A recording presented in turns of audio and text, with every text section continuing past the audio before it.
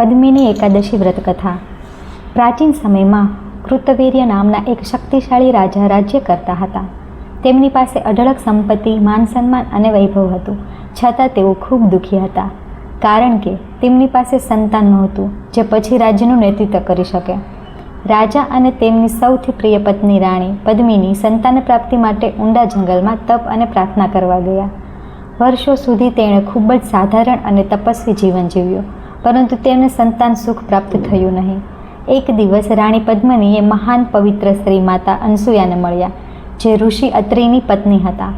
રાણીએ પોતાની વ્યથા અને દુઃખ તેમને જણાવ્યું। માતા અનસૂયાએ રાણીને અધિક માસ દરમિયાન આવતી પદ્મિની એકાદશીનું કડક વ્રત રાખવાની સલાહ આપી। તેણે કહ્યું કે આ દુર્લભ અને પવિત્ર એકાદશી દરમિયાન ભગવાન વિષ્ણુની ભક્તિ અને ઉપવાસ ખૂબ ફળદાયી માનવામાં આવે છે।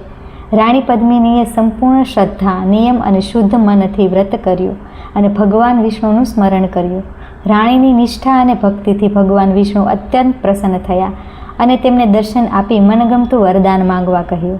થોડા સમય પછી રાજા અને રાણીને એક તેજસ્વી પુત્રનો આશીર્વાદ મળ્યો, જેનું નામ કાર્તવીર્ય અર્જુન રાખવામાં આવ્યું। આગળ જઈને તેઓ ખૂબ પરાક્રમી અને વિશ્વવિખ્યાત રાજા બન્યા। આ કથા આપણને શીખવે છે કે અધિક માસ અને પદ્મિની એકાદશી દરમિયાન કરેલી સાચી ભક્તિ, ઉપવાસ અને પ્રાર્થના જીવનના અશક્ય લાગતા સપનાઓને પણ પૂર્ણ કરી શકે છે। બોલો શ્રી પુરુષોત્તમ ભગવાનની જય।